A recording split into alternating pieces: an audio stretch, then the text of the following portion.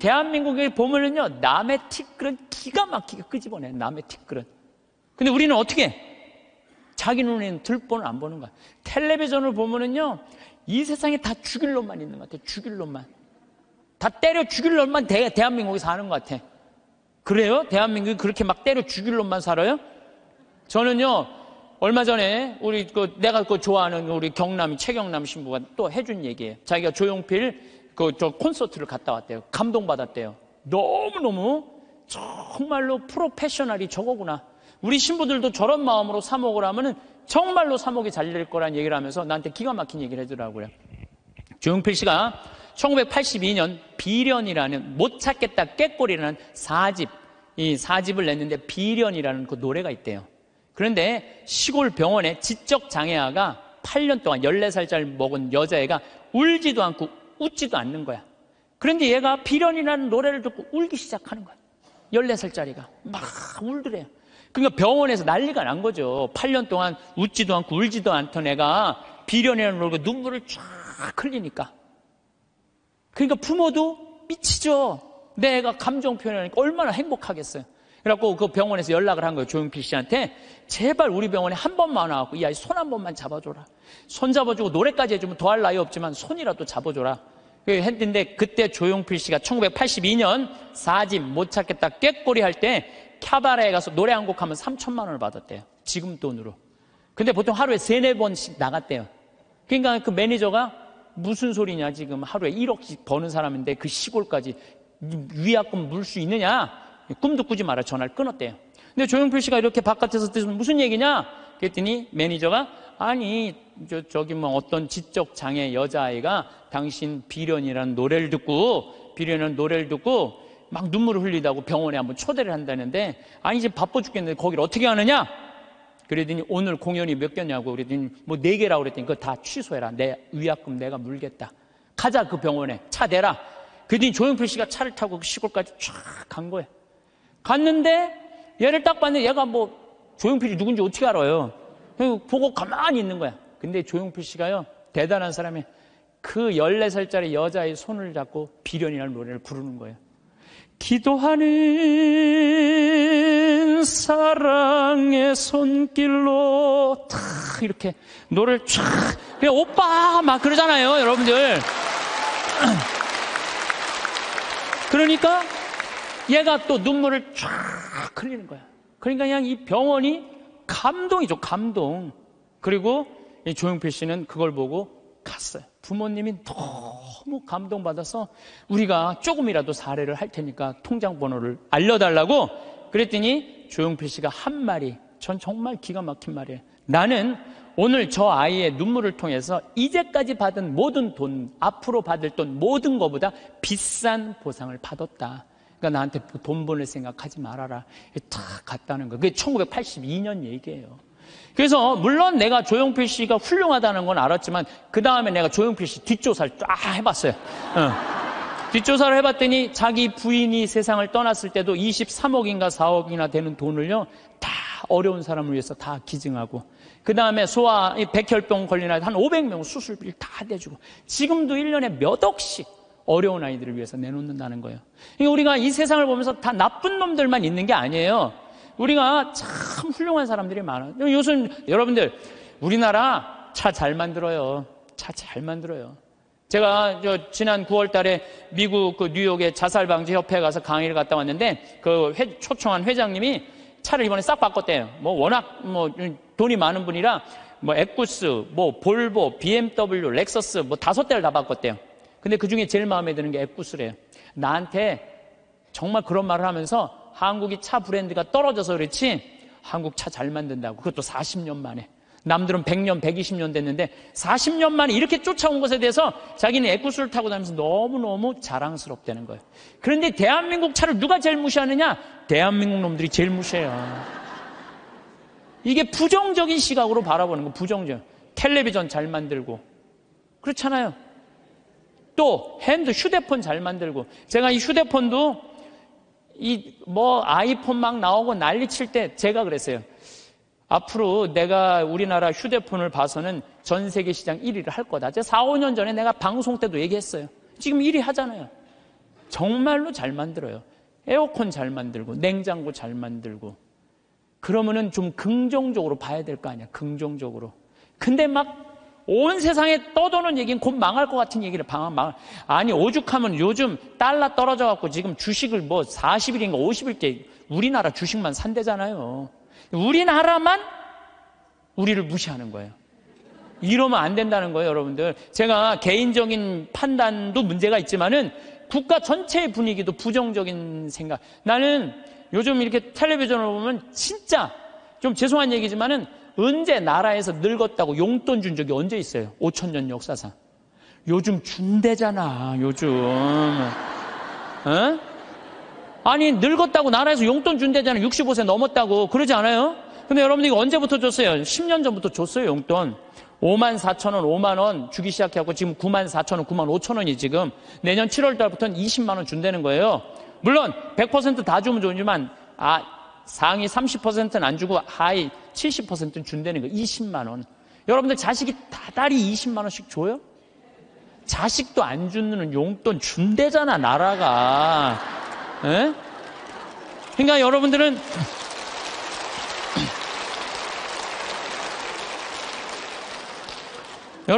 자식이 잘 되길 바라지 말고 누가 잘 되길 바라? 나라가 잘 되길 바래.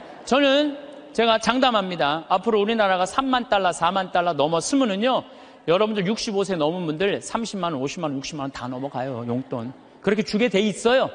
그러니까 여러분들은 우리나라가 긍정적인 마음으로 정말 나라가 융성할 수 있는 그런 마음으로 나라가 잘 되길 바라야 되는데 우리는 입만 열면 조금 있으면 망해야 된다고, 조금 있으면 망해야 된다고 이렇게 말하면은요, 그래서 그게 개인적으로나 국가적이나 사회적이나 부정적인 눈으로 세상을 보면 안 돼요. 그러니까 남을 축하해 주는 사람은요, 복을 받는데요, 남 안 되게 시기하는 사람은요, 그만큼 고통을 겪는 거예요. 친구가 성공하거나 사회에 승진하면 축하해 주는 넓은 아량이 있어야 돼요. 남 시기한다고 내가 행복한 게 아니에요. 남 부러워한다고 내가 행복한 게 아니에요. 나는요, 달리기를 정말로 못해요. 정말로 초등학교 때 뛰면 꼴등이야. 막 쭉 뛰어도 꼴등이야. 얼마나 이놈들이 빠른지. 난 정말로 달리기를 못했어요, 초등학교 때. 그리고 나는 참 그림을 못 그렸어요.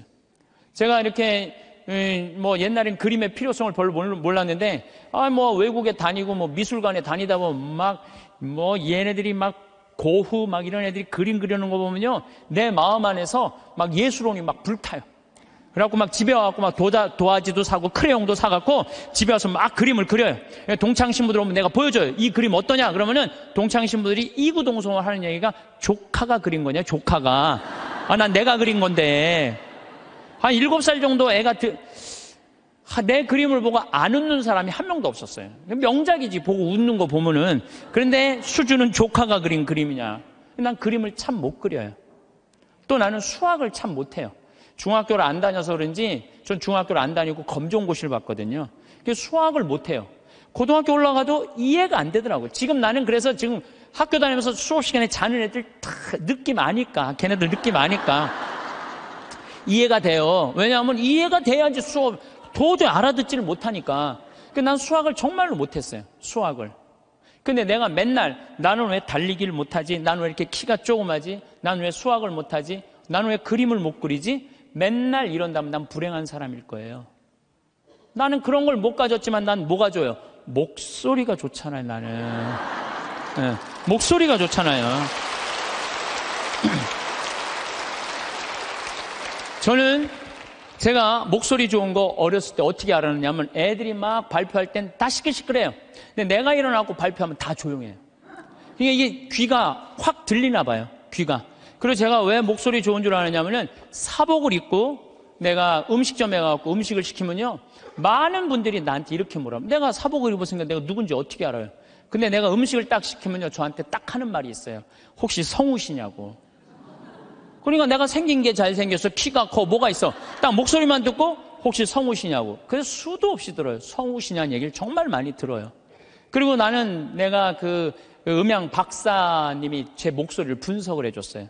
신부님 목소리는 톤이 높은데 굵대는 거예요.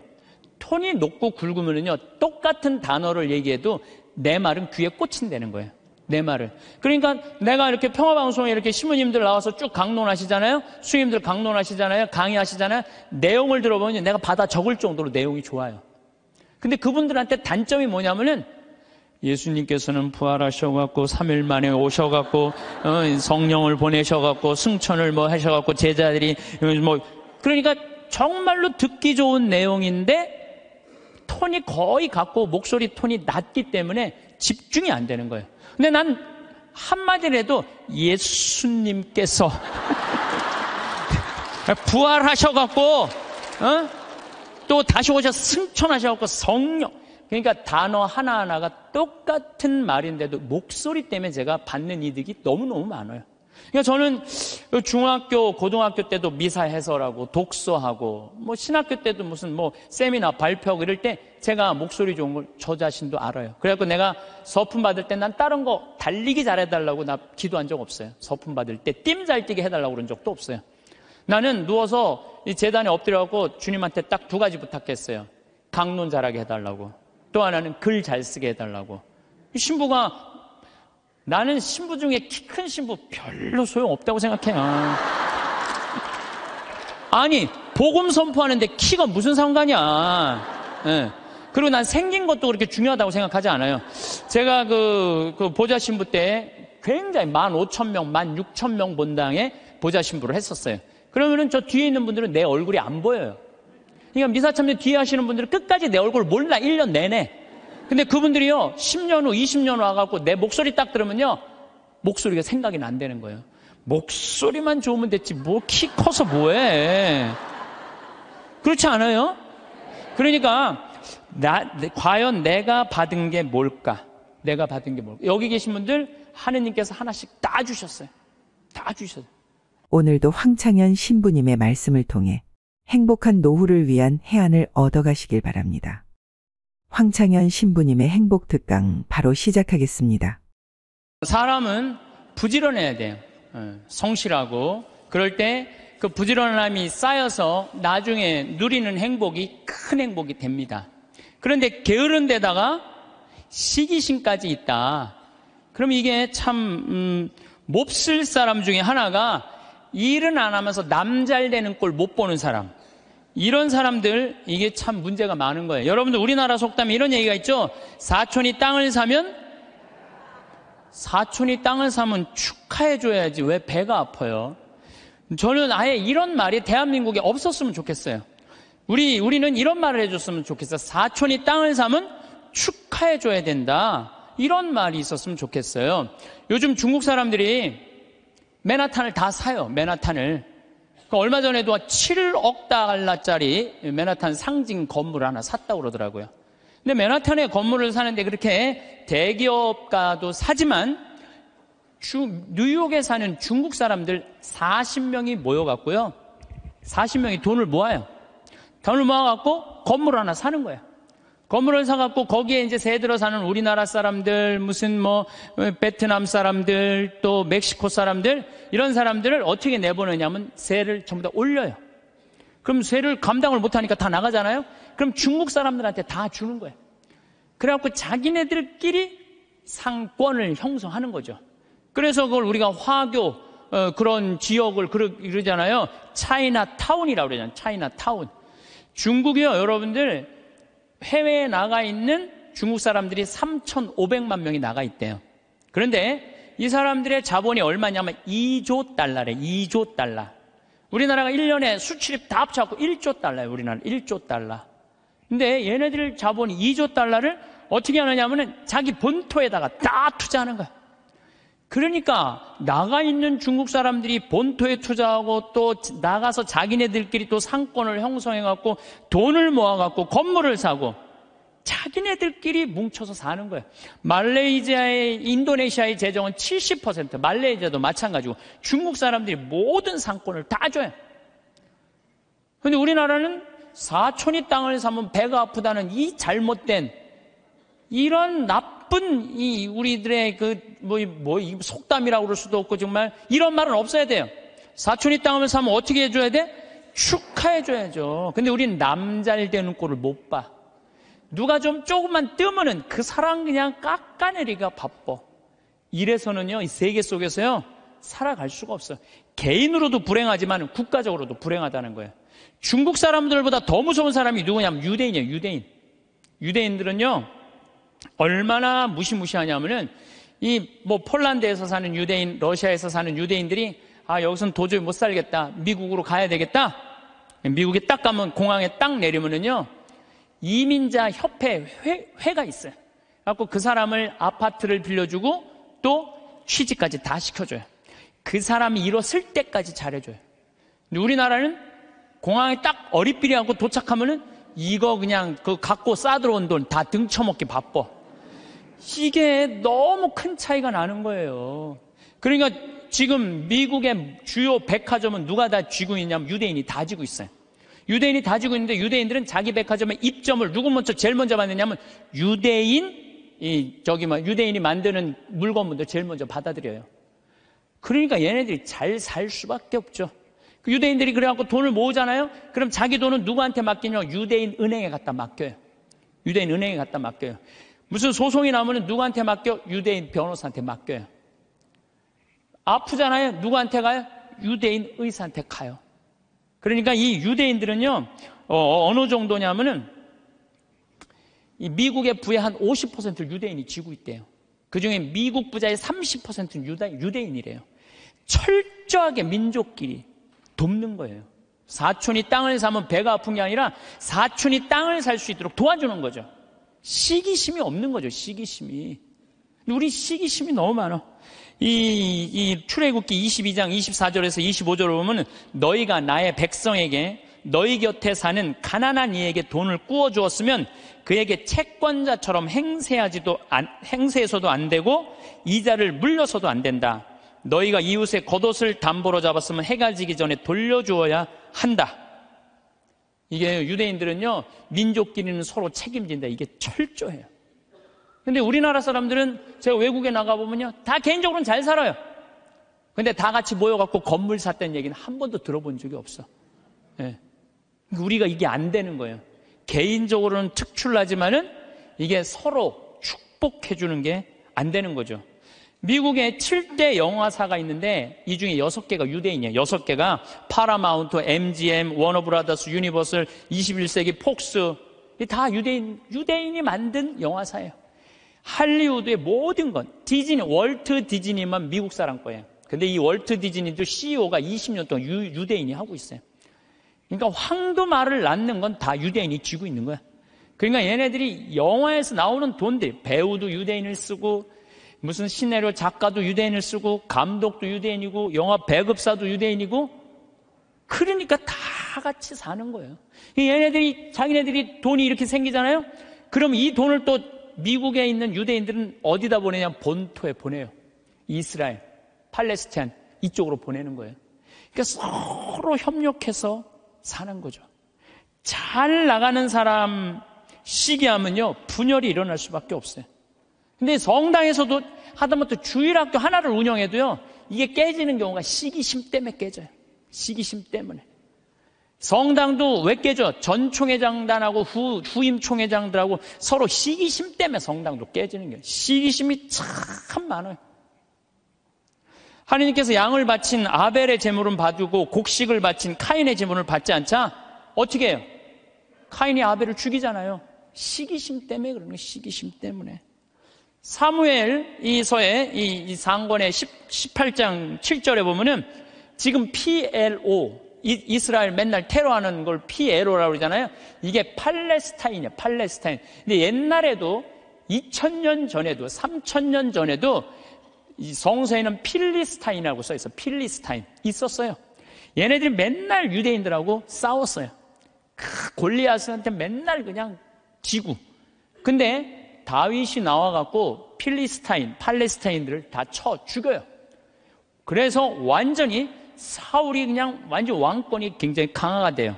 근데 다윗이 싹 들어오니까 이스라엘 처녀들이 속을 들고 춤을 추면서 이런 노래를 해요. 사울은 수천을 쳤고 다윗은 수만을 쳤네. 이 얘기를 듣고 사울이 살짝 미쳐요. 뭐가 생기냐면 시기심이 생기기 시작하는 거야. 그래서 다윗을 죽이려고 그래. 끊임없이 죽이려고 그래. 끊임없이 죽이려고 그러고 하다못해 딸 미가를 다윗한테 줘요. 사위야, 사위. 그런데도 죽이려고 그래요. 결국은 그 능력 있는 다윗은 사울 곁을 떠나요. 사울 곁을 떠나니까 사울이 훌륭한 장수를 잃어버렸잖아요.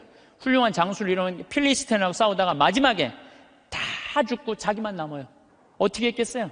스스로 자기 배를 칼로 자기 자살이에요, 자살. 다윗을, 그 능력 있는 다윗을 자기 옆에 왕으로 데리고 있었다면, 시기심을 가지지 않고 데리고 있었다면 아마 사울은 이스라엘 처음으로 통일한 왕으로서의 그 대단한 명성을 누렸을 거야. 근데 그놈의 시기심 때문에 모든 걸 다 잃어버리는 거죠. 여러분들, 우리들 다 마찬가지예요. 여러분들 가만히 보면요, 뭐 때문에 우리가 깨지는, 교회 분열도 시기심 때문에 깨지는 거예요. 오죽했으면은 예수님께서 최후의 만찬 끝나고 제자들의 발을 씻겨주고 난 다음에 마지막 기도가 뭔지 알아요? 거룩하신 아버지, 아버지께서 저에게 주신 이름으로 이들을 지키시어 이들도 우리처럼 하나 되게 해주십시오.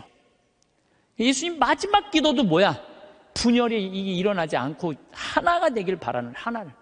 근데 성당에서 내가 주일학교 이렇게 보면은 한 20명, 30명 교사들이 있으면 내가 또 이뻐하는 교사가 있잖아요. 그 이뻐하는 교 한 명만 이뻐하면요, 나머지 한 15명, 20명 다 적이 돼버려. 딱 반으로 나눠져요. 그래서 누구 이뻐할 수도 없어. 그놈의 시기심 때문에. 사랑도 못하는 거야. 그놈의 시기심 때문에. 사랑도 못해, 사랑도. 사도 바울은 고린토전서 1장 10절에 교회 분열을 걱정하면서 이런 편지를 써요. 모두 합심하여 여러분 가운데 분열이 일어나지 않게 하십시오. 여러분이 저마다 나는 바오로 편이다, 나는 아폴로 편이다, 나는 계파 편이다, 나는 그리스도 편이다 하고 말한다는 것입니다. 그리스도가 갈라지셨다는 말입니까? 분열이 얼마나 심했으면 이런 말까지 했겠어요. 시기심으로 생긴 분열은요, 공동체를 망가뜨려요. 마음 안에 시기심이 있는 사람은요, 평화로울 수가 없어요. 뭐 여러분들 잘 알겠지만 이 영화 아마데우스의 그 모차르트하고 살리에르라고 그랬잖아. 살리에르가 너무 모차르트를 시기해갖고 마지막에 모차르트 막 계속 힘들게 작곡 이때까지 해야 된다 그러면서 그냥 거기에 그냥 막 모차르트가 막 해갖고 모차르트도 빨리 죽지만 살리에르도 결국은 정신분열로 정신병원에서 생을 마감을 해요. 여기 계신 분들 하느님께서 하나씩 다 주셨어요. 다 주셨어요. 신부님 전 받은 게 정말 아무것도 없는 것 같은데요. 밥 잘하는 것도 재능이에요. 밥 잘하는 것도. 나는 우리 이 주방장님, 우리 생태마을의 주방장님 있는데 정말로 음식을 맛있게 해요. 그러니까 그냥 최고의 주방장이 되는 거잖아요. 얼마나. 청소 잘하는 것도 나는 재능이라고 생각해요. 정리정돈 잘하는 사람. 우리 조카가 얼마 전에 여자 조카랑 밥을 먹는데 자기가 대학 다닐 때 고등학교 졸업하자마자 빌딩 청소한 사람이 있어요. 1,000억을 넘게 벌었대요. 자기는 항상 정리하는 걸 너무너무 좋아했대요. 빌딩을 정리하고 나면 기분이 너무너무 좋다는 거예요. 그래갖고 그렇게 해서 자기가 1,000억이 넘는. 그러니까 우리가요, 여러분들 자녀들 가운데 너무 비교하면 안 돼요. 우리 애가 너는 왜 수학경시대 1등을 못 해왔냐? 너는 왜 사법고시 합격을 못 해왔냐? 왜 달리기 잘하는 애가 왜 수학경시대 1등을 해야 돼? 달리기만 잘하면 되지. 그렇지 않아요? 여러분, 유현진 선수한테 지금 사법고시 합격해오라고 그러면 유현진 선수 사법고시 합격해올 수 있어요? 유현진 선수 뭘 잘해? 공 잘 던지나요? 하나만 잘하면 돼요. 또 지금 사법고시 합격한 애한테 너 메이저리그 갖고 공 던지라, 메이저리그 입구에도 못 가요. 사람이요 다. 그러니까 제가 생각하기는 지멋이 없어서 그래. 지 멋대로 살 줄 알아야 돼. 자기 생긴 대로 살 줄 알아야지. 그리고 거기다가 남을 축복해 줄 수 있는 마음을 가지고 있는 사람들은요, 진짜 행복한 사람이에요. 진짜 행복한 사람. 그래서 저는 제가 뭐 키도 안 크고 힘도 안 세고 몸도 조그맣고 뭐 이래도요, 나는 내가 받은 게 뭔지 너무너무 잘 알아요. 난 내가 받은 게 목소리라는 생각, 정말 하나님한테 감사해요. 난 어머니한테 정말 감사해요. 어머니 나 이렇게 조그맣게 낳아줘서 목소리 좋게 낳아주셔서 너무너무 감사하다고. 이 목소리 하나만 가지고도 뭐 기업체 강의 다니죠, 뭐 무슨 정부기관 강의 다니죠, 뭐 별군데 다 강의 다니. 하다 아침마당에까지 와서 강의 다니. 아침마당에까지 생각을 해봐요. 이 목소리라는 게 내가 받은 하느님의 최고의 은혜라는 거죠. 저는 가끔 의사 선생님들이 주식 투자하다가 쫄딱 망하고 마지막에 자살하는 분들 가끔 봐요. 의사가 되는 게 쉬운 일이에요. 정말로 어려운 일이에요. 그 공부하려면 얼마나 힘들어요. 그러면은 그렇게 7년, 6년 동안 뼈가 빠지게 의사 공부했으면 의사만 하면 되지. 주식 투자는 왜 해? 그렇지 않아요? 그러니까 자기가 잘할 수 있는 걸 계속 하는 게 제일 중요한 거예요. 그런데 이상한 데다가 방향을 돌리면은요, 망하는 거예요. 아까 잠깐 강의 들어오기 전에 보니까 어떤 영화 배우가 25년 동안 버는 거 쫄딱 망했대. 영화 배우는 연기만 잘하면 돼요. 다른 거 이상한 거 하다가 되게 망하는 게 자기가 잘할 수 있는 걸 안 해서 그래. 자기가. 그러니까 여러분들 자녀들 가운데서도 공부만 해야 된다는 거, 이 머릿속에 이거 빼세요. 공부 빼고는 나머지 다 잘하는 애들 많아요. 공부 빼고. 그런데 나머지 다 잘하는 건 그건 소용없어. 수학하고 영어만 잘하면 돼. 이게 대한민국의 불행에, 제가 지난주에도 말씀드렸지만은 대한민국의 불행으로 가는 길이에요. 불행으로 가는 길이에요. 그래서 자기가 잘할 수 있는 일을, 내가 포크레인 저 잘해요. 포크레인 정말 잘해요. 내가 하루 종일 포크레인 가지고 황토 집 질 때도 포크레인으로 지는 황토도 잘 개요. 근데 내가 포크레인 하면서 깨달은 게 뭐냐면 아침부터 밤 6시, 7시까지 하는데도 하나도 안 지겨워.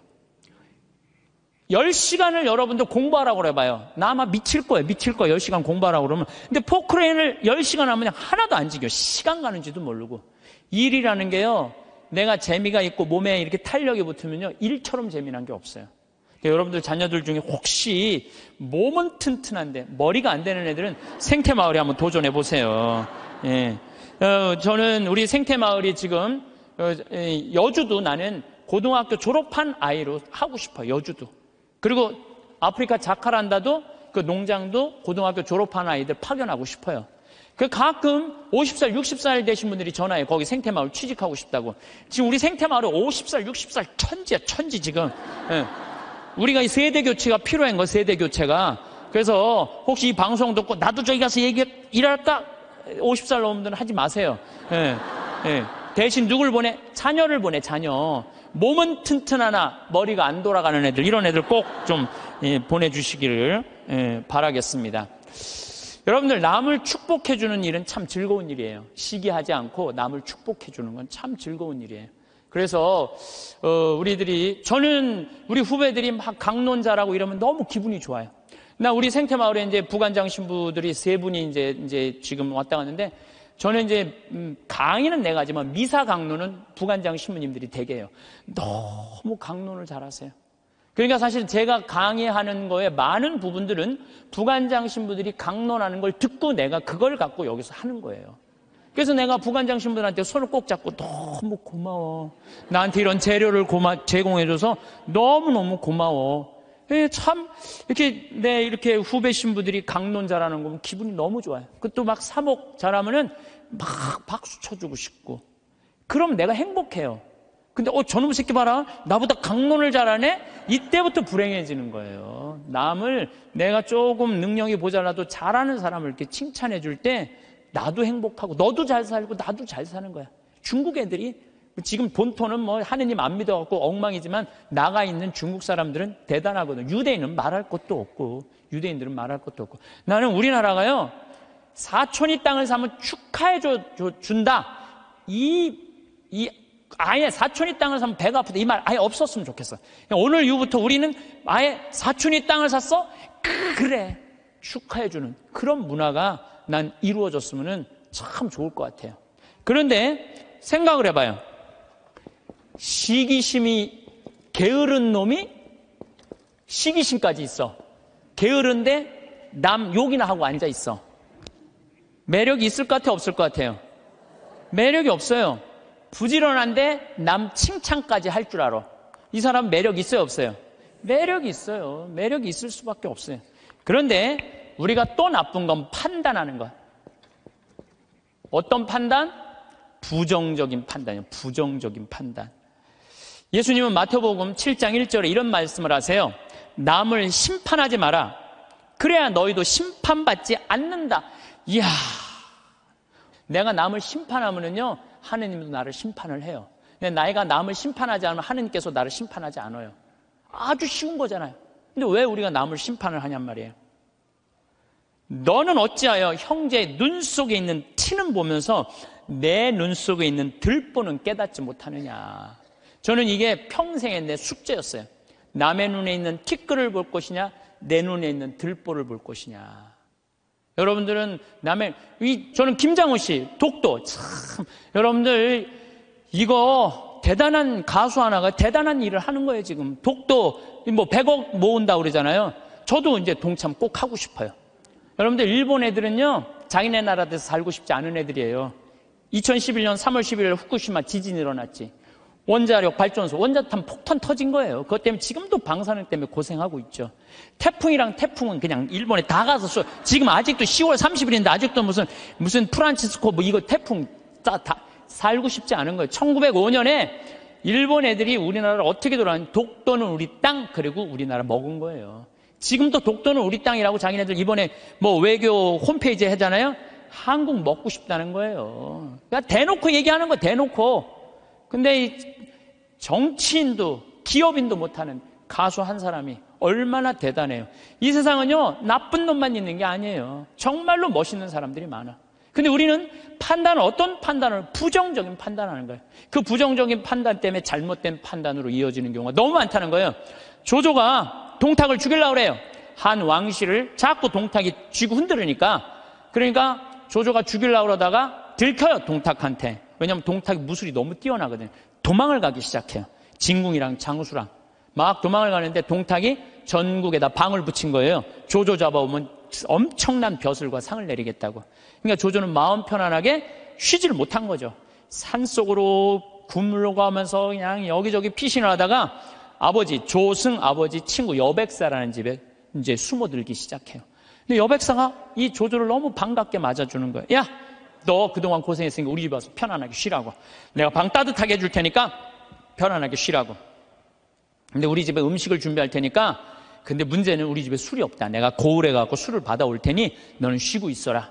그리고 이제 여백사는 이제 고을로 술 받으러 나간 거예요.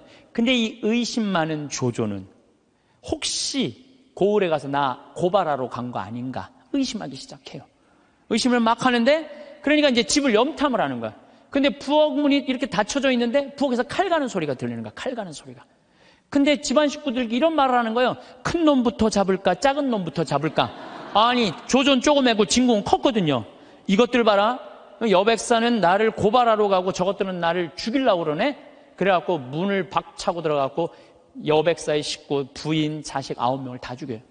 칼로. 다 죽이고 혹시 어디 숨어 있는 거 없나 하고 뒷곁문을 딱 열었는데 곁에 돼지가 큰 거하고 조금 거 2마리가 묶여져 있는 거야.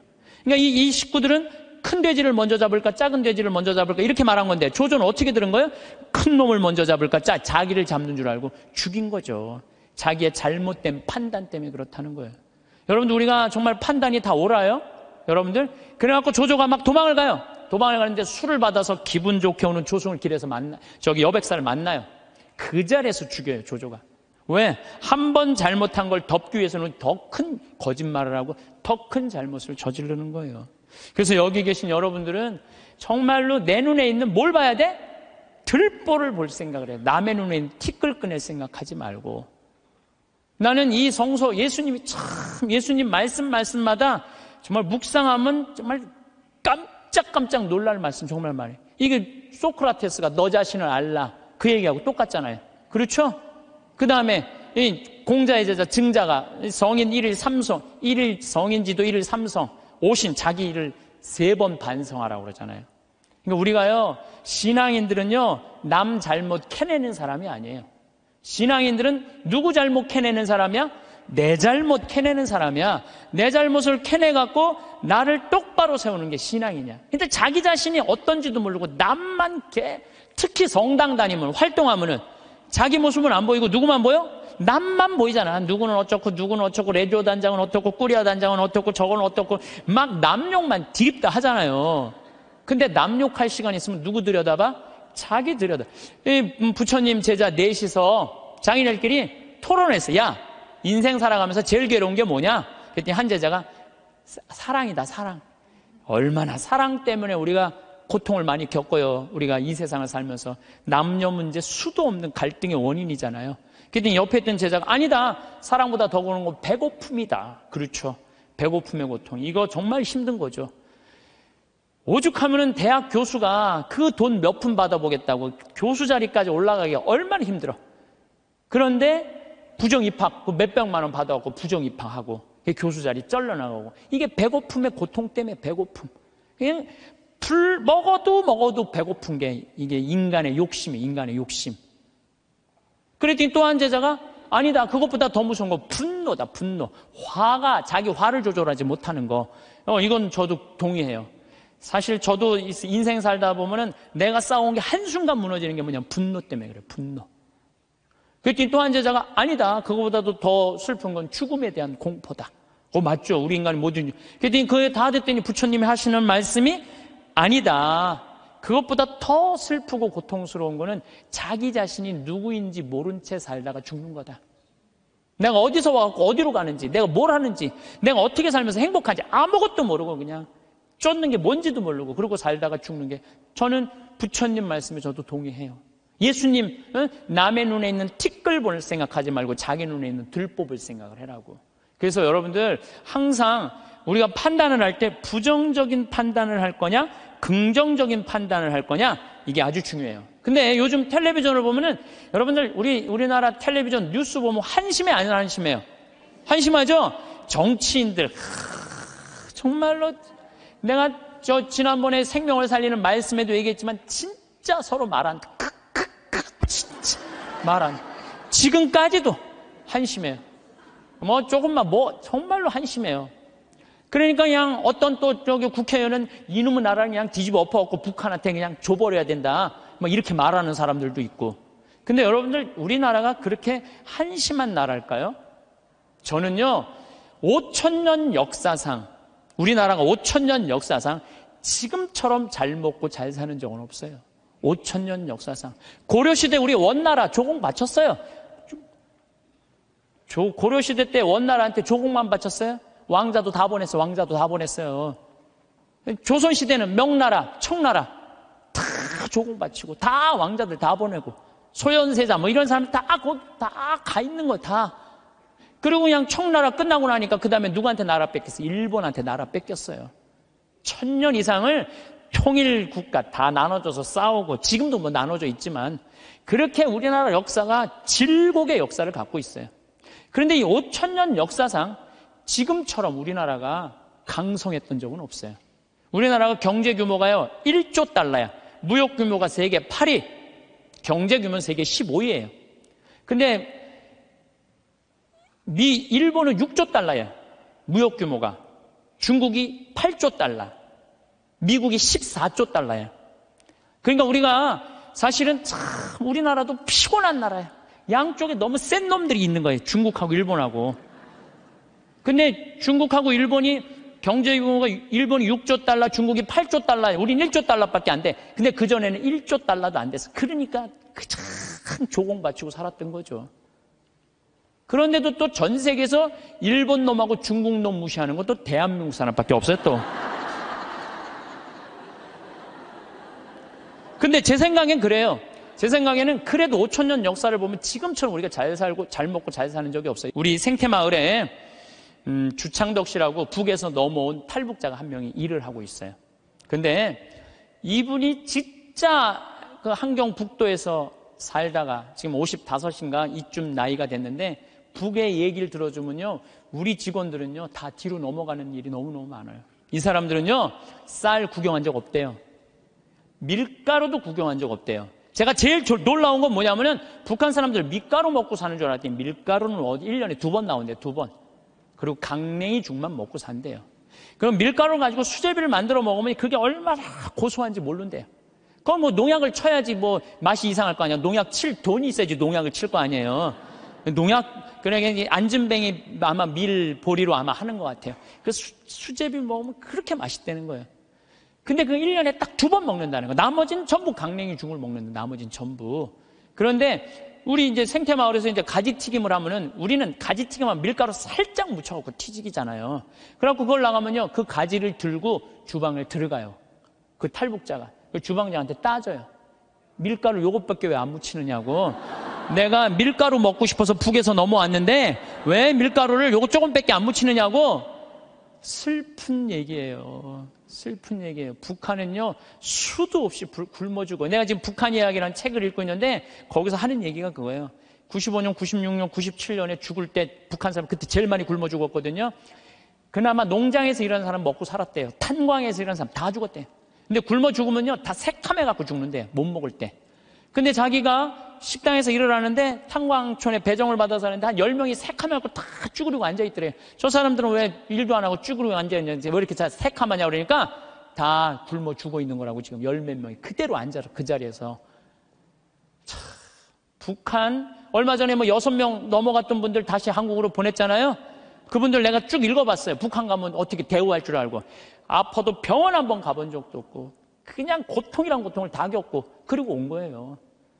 그러니까 나는 북한 무슨 김일성 주체사상 찬양 이해가 안 가요. 물론 내가 제일 화가 나는 건 하느님을 믿을 수 없다는 나라, 그런 나라에 대해서 제일 가슴이 아프고 슬프지만은, 그런데 무슨 북한을 찬양을 하고 그래요. 국민들은 다 굶어 죽어 하는데, 에? 그냥 여기 뭐 대통령이라는 그 수령, 우리 또 얼마나 웃기냐면 우리 직원들은 김정은이가 말이야 백성들 굶어 죽이고 그러면요, 그 사람이 딱 일어나고 김정은이가 뭡니까? 위대하신 수령아바이 김정은이죠. 이렇게 얘기를 해요. 그럼 우리 직원들이 그래, 위대하긴 개뿔이 뭐가 있냐면 국민들 다 굶어 죽이는 뭐가 위대하냐고. 그러면은 그분이 그래, 그건 또 맞는 말입니다. 또 이런다니. 근데 더 슬픈 건 뭐냐면은 이분이 왜 탈북을 했느냐면 자기 딸하고 같이 해서, 딸은 지금 간호학과 대학을 다니고 있는데 자기 아들이 관절염이었대요. 부인은 심장병이고 그거 고치고 싶어서 탈북을 한 거예요. 그래갖고 이제 돈을 이제 우리 생태마을에 이제 돈을 조금씩 모아갖고 좀만 기다리면은 자기가 가서 데리고 올 텐데 안 기다린 거야. 이 아들하고 부인이 이번 여름에 압록강을 건넌 거예요. 압록강을 건넜는데 기다렸는데 연변에서 만나는 사람이 못 만났다고 전화가 온 거예요. 아니 그냥 우리 생태마을에서 저녁에 밥을 먹으면 얼굴이 하얘갖고 아주 이만 다 죽어가더라고. 그래서 내가 물어봤어. 왜 그러느냐고. 뭐 주창덕 형제. 그랬더니 하는 말이, 아니 북에서는 건너갔다는 소식이 왔는데 연변에서 못 만났다는 거야. 그래서 내가 비행기표 끊어주고 돈 주고 가서 찾아와 봐라. 자식 아들하고 부인 소식을 모르니까 일이 손에 잡히겠어요? 찾아와 봐라. 그래갖고 갔다 왔는데 결국은 못 찾고 자기만 넘어가다가 죽은 거죠. 물에 빠져서 압록강도 죽은 거예요. 여러분들 지금 대한민국 사람들은요, 호강에 요강을 타고 있는 거예요, 지금. 여러분들이 남한에 태어난 게 얼마나 정말로 감사한 거예요. 지금 북한에 그래도 지금 신앙을 하는 게 1%도 된대요. 숨어서 신앙생활하는 비율이 1%가 된다는 거. 우리 천주교하고 개신교하고 있다는 거예요, 지금도. 그들이 정말로 마음 편안하게 하나님께 찬양 드리고 영광 드릴 수 있는 거, 통일이 돼야 돼요. 뭐 여러 가지 이유로도 통일이 돼야 되지만은 그 안에 이 정말로 신앙의 빛을 전해줄 수 있는 통일이 돼야 되는 거예요. 우리 이 대한민국은 이렇게 보면은요, 참 부정적인 시각이 너무 많은 것 같아요. 여러분들 정말로 한국은요, 정말로 행복한 나라예요. 정말로. 요즘 나는 한국에 이렇게 외모로 평가하는 경향이 참 많아요. 잘생기면 다 오케이야. 키 크면 다 좋고. 뭐 남자는 키가 커야 돼. 키가 개뿔 뭐 키가 크고 뭐가 좋아요. 이 기장, 저기 막 기지나 많이 들어가지. 키 큰 게 뭐가 좋아. 그냥 이쁘면 다 용서해. 이쁘면 다 용서해. 이쁘면 다 용서해. 그래서 가끔 이렇게 말하는 사람들이 있어요. 내가 사람 하나 제대로 볼 줄 안다. 척 보면 안다. 그게 여러분들 자기 발목을 잡는 거예요. 뭐 확실한 얘기는 아니라고 그러지만 떠도난 얘기에 이제 하버드 대학에 스탠포드 부부가 가갖고 허름한 옷을 입고 스탠포드 부부가 가갖고 하버드 대학 총장실에 가갖고 나 좀 여기 아들이 죽었거든요. 16세 하버드 대 다니다가. 그래갖고 나 여기 좀 기증하고 싶다. 좀 총장을 만나게 해주라. 너무 허름하니까 이 수위가 당신 같은 사람이 뭘 기증하냐? 안 만나게 해줘요. 그래갖고 이 사람이 이 샌프란시스코 사람인데 아주 철도로 돈을 버는 사람이야. 아니 저 하버드 대학에서 우리 돈을 기증을 안 받느니 차라리 우리가 그냥 여기다가 대학을 하자. 그래갖고 생긴 대학이 스탠포드 대학이라는 거예요. 지난번에 산호세 강의 갔을 때도 스탠포드 대학을 지나가 봤는데 어마어마하게 져놨더라고. 대학이 아니라 거의 뭐 궁전같이 져놨더라고요. 그래서 그 하버드 정문에는 이런 말이 써 있대. 사람을 외모로 판단하지 말라라는 글귀가 있대요. 예.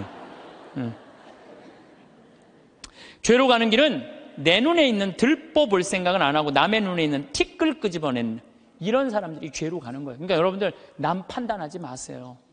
남 평가하지도 마시고 남 비난하지도 말고 판단하고 난 다음에 비난하지도 말고 똥 묻은 겨 묻은 겨 비웃는다는 그런 우리 속담도 있듯이 자신의 잘못된 점을 되돌아보는 일이 우리가 중요한 거예요.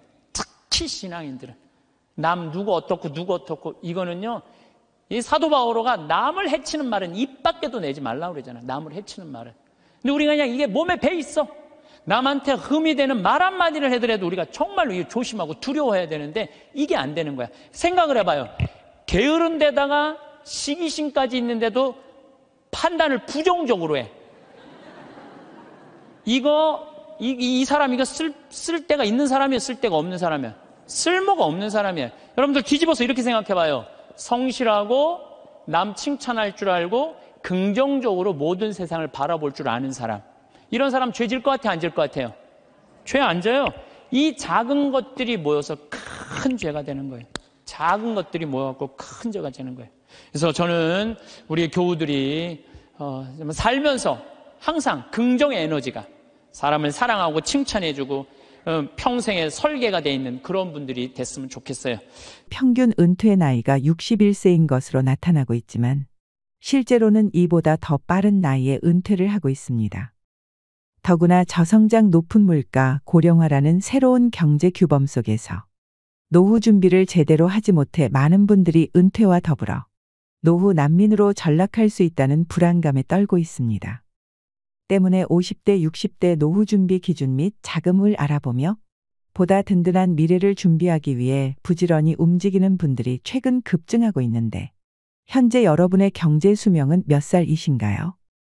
노후에 대한 생각과 얼마가 필요할지에 대한 고민은 항상 끊이질 않는 것 같습니다. 생각보다 현실은 더 팍팍하고 하루를 살아가기 바쁜데 미래까지 준비하려니 막막하게 느껴지시는 분들도 계실 것입니다. 여기에 평균 수명도 늘어가고 있어 은퇴할 시기가 오기 전에 50대, 60대 노후 준비 기준 및 자금을 알아보고 실행에 나서야 하는데 이러지도 저러지도 못하고 계신다면 오늘 말씀드리는 내용을 잘 참고하여 50대 노후 준비 기준 및 자금 준비를 시작해 보시길 바랍니다. 노후는 인생의 중요한 전환점으로 많은 분들이 이 시기를 어떻게 준비하느냐에 따라 삶의 질이 크게 달라질 수 있습니다. 특히 60대에 접어든 사람들에게는 경제적 안정이 더욱 중요해지며 노후 자금의 확보는 필수적이죠. 이 시기를 제대로 준비하려면 건강관리, 주거비용, 여가 활동 등 여러 측면에서 재정적인 준비가 필요합니다. 따라서 이 글에서는 노후 자금은 얼마나 필요한지, 어떻게 계획하고 운용할 것인지에 대한 방법까지 살펴보겠습니다. 50대, 60대에 필요한 노후 자금은 개인의 생활 방식과 목표에 따라 다르지만 일반적으로 몇 가지 기준을 참고할 수 있습니다. 개인 기준으로 보면 평균적으로 월 165만 원, 200만 원 정도가 필요합니다. 부부 기준으로는 월 268만 원, 320만 원 정도가 적당하다고 볼 수 있습니다. 그렇다면 50, 60대 도대체 몇 억이 있어야 내 나이 평균일까요? 지금 내가 친구들보다 더 잘 사는 건지 또 내 또래 평균과 비교하면 어떤지, 다른 사람들은 얼마나 모았는지 하는 것들이 사람이라면 궁금한 게 사실입니다. 친구나 지인들의 속사정을 속속들이는 몰라도 대충 사는 집과 평상시 생활을 보면 어느 정도 감은 있습니다. 그런 거 감안해서 나와 비교를 해보시면 도움이 되지만 먼저 내 순자산을 알아보는 것도 좋습니다. 순자산은 총 자산인 금융자산과 실물자산에서 빛을 뺀 자산을 의미합니다. 금융자산은 현금, 예금, 적금, 주식, 채권 등을 말합니다. 대부분 바로 현금화가 가능한 자산입니다. 실물자산은 토지나 주택, 자동차 등이 여기 포함됩니다. 보석류나 예술품 등도 포함이 되고요. 바로 현금화가 가능한 금이나 은도 실물 자산입니다. 그리고 자산을 계산할 때 집이나 토지 등 가격은 공시지가가 아닌 실거래가 기준입니다. 예를 들어 10억짜리 아파트에 산다고 해도 대출이 7억이면 자산은 3억이며 예금, 적금 등을 합쳐서 2억이 있다면 총자산은 5억이 되는 이런 식입니다. 지금 본인의 순자산을 대략적으로 계산해 보시고 우리나라 평균 자산과 비교해 보시면 되는데요. 이 자료는 2022년 초에 통계청에서 발표한 자료를 기준으로 하고 있습니다. 순자산이 10억 이상이면 상위 11.4%에 속하고 5억 이상이면 상위 29.4% 대략 상위 30%에 들어갑니다. 3억 이상은 대략 상위 45% 정도 수준이고 최소 1억은 있어야 상위 70%에 턱걸이하는 겁니다. 그렇다는 얘기는 자산이 1억 미만인 가구도 30%나 된다는 것입니다. 여러분들은 상위 몇 프로에 속하시나요? 하지만 10억이라고 다 같은 10억은 아닙니다. 서울에서 10억 아파트 한 채 있고 금융자산 얼마 없는 사람과 지방 소도시에서 아파트 3억에 살아도 금융자산이 7억이 있는 사람이 있다면 어떨까요? 서울에서 사는 사람 입장에서 같은 수준의 삶을 산다고 할 수 있을까요? 그래서 서울 수도권에 사는 것과 지방 도시에 사는 것과 단순 비교는 좀 무리가 있다는 점도 감안하셔야 합니다. 그리고 위 통계는 전체 통계다 보니 나이대별 통계가 궁금하실 텐데요. 자산이 많은 순서대로 1위부터 100위까지 줄을 세웠을 경우 50위가 평균이라고 보면 40대의 평균 50위 자산은 2억 9천만 원이었고 50대는 3억 2천만 원, 60대는 3억 1천만 원입니다. 그러니 이 금액보다 많으면 내 나이 평균보다 잘 사는 것이고 이 금액보다 적으면 내 나이 또래에서 나보다 부자가 많다는 것으로 보시면 됩니다. 그리고 상위 10%의 순자산은 40대가 10억 4천만 원, 50대가 12억 5천만 원, 60대는 13억 2천만 원입니다. 참고로 상위 1%의 순자산은 29억 2천만 원, 상위 0.1%의 순자산은 76억 8천만 원이라고 합니다. 그런데 여기서 60대 이상의 자산에 주목을 해야 하는데요. 60대의 경우 순자산 상위 10%까지는 나이가 들수록 자산이 불어나는 반면 30% 이하의 중위권은 나이가 들수록 오히려 자산이 줄어드는 것으로 나타났습니다. 60대 이후 소득이 줄어들다 보니 생활비가 부족하기 때문에 조금씩 빼서 쓰다 보니 60대 이후부터 자산이 줄어드는 현상입니다. 그런데 상위 10% 이상은 빼쓰는 금액보다 금융이자 등 자산이 불어나는 것이 크다 보니 오히려 자산은 늘어나게 됩니다. 그런데 여기서 중요한 점 우리나라 상위 30%에 드는 사람들은 자신이 중산층이라고 생각하면서도 노후가 불안하다고 말합니다. 또 상위 10%에 해당하는 사람들도 상당수가 자신이 부자라고 느끼지 못하고 역시 노후를 불안해한다는 사실입니다. 50대, 60대의 상위 30%면 대략 6억 원 정도의 자산이 있는 건데 이 정도 자산이면 노후를 살 수 있지 않나 이런 생각이 들지만 사실은 좀 문제가 있다는 것입니다. 눈여겨봐야 할 점은 우리나라의 가계자산은 대부분 부동산에 집중이 되어 있다는 거죠. 미국이나 일본과 비교하면 부동산 비중이 상당히 높은 편입니다. 자산의 4분의 3 정도가 부동산이기 때문에 당장은 집이 있어 든든할지는 몰라도 노년기 삶의 질을 높이는 데는 크게 도움이 되지가 않는 것이 사실입니다. 집값이 올라가면 오르고 있기 때문에 또 더 오를 것 같아서 팔기가 힘들고 반대로 요즘처럼 집값이 떨어지면 또 떨어지기 때문에 팔기가 힘듭니다. 이렇게 대부분 자산이 부동산에 집중되어 있는 게 우리의 문제입니다. 노년기에 예상치 못한 상황 예를 들어서 큰 병에 걸린다거나 자녀의 사업 실패 등으로 보태줘야 하는 상황이 생긴다거나 할 때 자산이 부동산뿐이라면 부동산은 집이 아니라 짐이 되기가 십상입니다. 벌써 최근만 해도 부동산 가격 폭락으로 집 가진 사람들이 전전긍긍하는 경우가 벌어지고 있는 것을 흔히 볼 수가 있습니다. 이처럼 부동산 집중 현상은 자산이 있음에도 노후는 경제적으로 힘들어지는 아이러니에 빠지게 됩니다. 은퇴 이후에도 자산이 있다 보니 세금이나 건강보험료 등은 계속 내야 하고 생활비와 경조사 모임 등 품위 유지를 위해서 들어가는 지출도 적지 않습니다. 그래서 나이가 들수록 매달 쓸 수 있는 현금 흐름을 만드는 게 제일 중요한데요. 경제 전문가 중에서는 현금화 가능한 자산만이 진짜 자산이라고 하시는 분도 계십니다. 부동산 가격이 하락하자 팔지도 못하고 또 내놓아도 원하는 가격에는 나가지 않는 상황이니 이건 제대로 된 자산이 아니라는 이유입니다.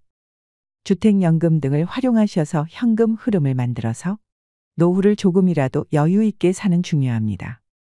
다행히 이런 인식이 확산되면서 매년 주택연금 가입자가 꾸준히 늘어나고 있다고 합니다. 2007년 시행 당시 510명에 불과했던 가입자가 2022년 기준으로는 10만 6,591명으로 늘어났고 올해 들어 부동산 가격이 폭락하면서 집값이 더 떨어질 것을 우려해서 주택연금 가입자가 폭증하고 있다고 합니다. 다만 요즘처럼 집값이 떨어질 때 가입하는 것에는 찬반이 있으니 본인이 사는 지역의 집값이 향후 오를 가능성이 있는지 아닌지를 감안하셔서 판단하셔야 합니다. 주택연금은 가입 시 집값 기준으로 책정이 되기 때문에 향후 오를 가능성이 크다면 좀 기다리시는 게 유리합니다. 만약 더 떨어질 거라고 판단하시면 조금이라도 빨리 가입하시는 게 이득입니다.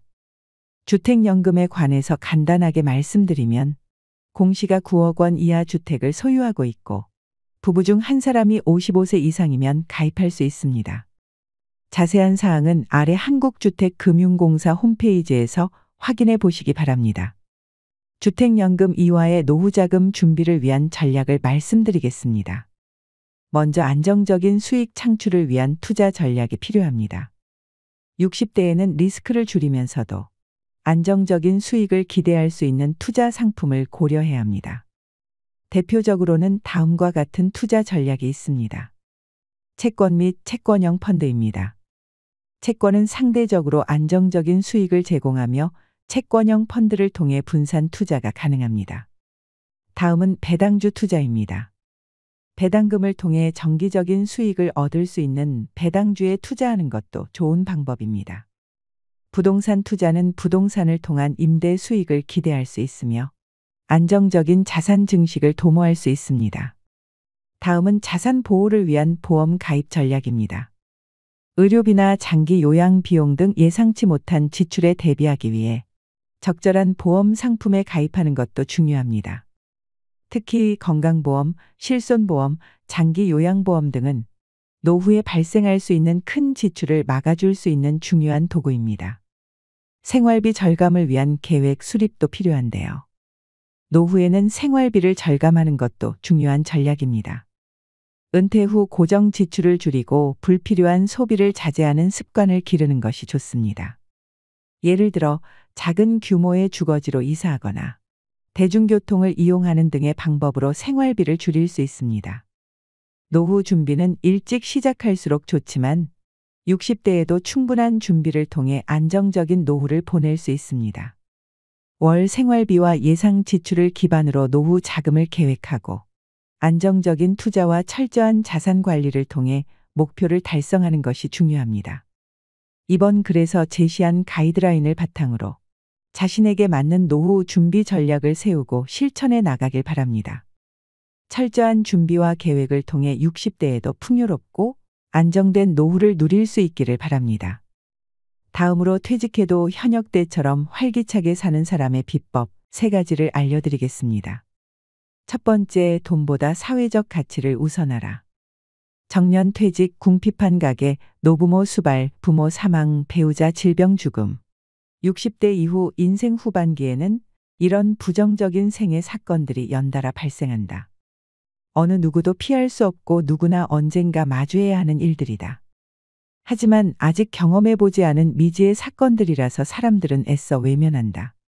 그런데 늙는다는 것이 상실만 존재하는 부정적인 현상은 아니다. 어떻게 준비하고 받아들이느냐에 따라 체험으로 바꿀 수 있다. 돈보다 마음의 준비가 더 필요한 이유다. 그렇다면 마음의 준비는 어떻게 해야 하는가? 퇴직 후엔 사회와의 관계가 크게 달라진다. 이 시기를 어떻게 대하느냐에 따라 노년 행복감이 크게 달라진다. 퇴직을 앞두고 이제 내 인생은 9회 말 이아웃이라며 절망하던 선배가 있었는데 정년 퇴직 축하 연회는 180도 달라진 모습으로 나타났다. 급여는 없지만 새로 생긴 모 연구센터에서 특별 초빙 교수란 직함으로 일할 수 있게 되었다며 의욕이 충만해 있었다. 잃어버릴 뻔했던 미래 비전이 생기면서 삶에 대한 태도가 바뀐 것이다. 평범한 직장인도 미래 비전을 찾을 수 있나? 퇴직 이후 일에서는 큰 돈을 벌 수 있을 거야란 생각은 버려야 한다.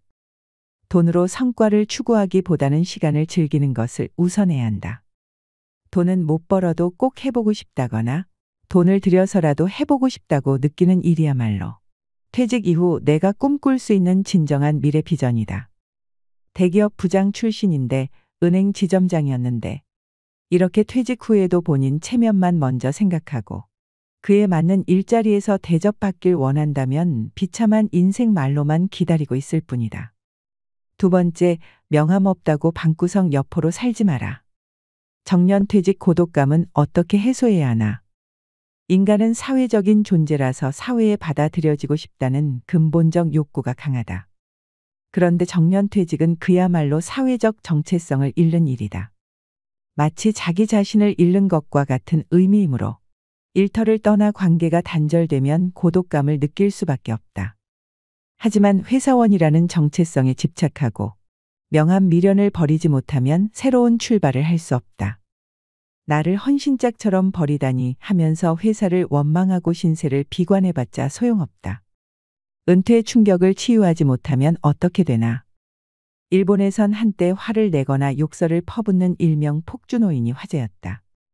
평소엔 온화한 사람이 갑자기 욱해서 화부터 낸다거나 학력과 사회적 지위가 높은 고령자가 제대로 대접받지 못한다며 버럭 소리부터 지르는 시기다. 폭주노인이라는 사회 현상은 말 그대로 정년 퇴직과 깊은 관련이 있다고 본다. 어떤 회사의 부장이라는 사회적 신분을 잃고 그냥 사람이 되어버린 자신에 대한 분노를 엉뚱한 곳의 폭력이라는 형태로 표출한 것이다. 마지막 세 번째, 은퇴 여행도 질린다. 일상을 만들어라. 퇴직하면 억지로 일하지 않아도 되니까 좋을 것 같다. 회사 다닐 때 일하는 시간은 답답하기도 하지만 기쁨과 보람, 성취감을 맛볼 수 있는 시간이기도 하다. 이런 일상이 있어야 비일상도 즐거워지는 것이다. 그런데 퇴직 후에는 평일과 주말, 일하는 날과 쉬는 날 구별이 없어진다. 평일 아침에도 휴대폰 알람은 울리지 않고 나를 찾는 전화도 거의 걸려오지 않는다. 현역 시절 일할 때처럼 충실한 일상을 보내기가 어려워진다. 일본에서 퇴직하면 무엇을 가장 하고 싶냐는 질문을 하면 1위 대답은 늘 여행이다. 제약회사 임원이던 지인 얘기다. 회사 다닐 땐 바빠서 못 가지만 퇴직하면 한 달에 한 번씩 꼭 호화로운 여행을 떠나자고 아내와 약속했다.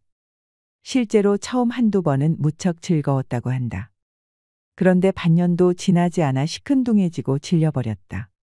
여행은 일상생활권에서 벗어나는 것인데 그는 이렇다 할 일상이 없는 퇴직자였기에 여행에서 큰 의미를 찾지 못한 것이다.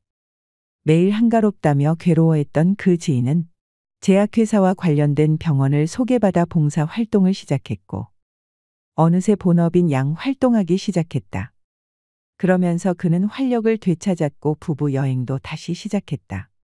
그런데 퇴직 후 일상은 어떻게 찾아야 하나? 회사원 시절에 주말마다 도서관에 가서 책이나 신문을 읽으면 재미있다. 바쁜 일상이 있는 와중에 경험하는 비일상이기 때문이다. 하지만 매일 갈 곳이 없어 의무적으로 도서관에 가야 한다면, 그리고 그게 일상이라면 과연 즐거울 수 있겠는가? 일상은 단순히 시간을 보내기 위한 것이 아니라 앞서 말한 미래 비전을 가져다 줄 알찬 일상이어야 한다. 가령 도서관을 다니는 것이 일상이라면 본인 스스로 관심 있는 주제를 찾고 블로그에 공유하기, 유튜브로 알리기, 지역대회에 참가하기 등 구체적인 세부 목표를 세우고 실천해 나가면 된다.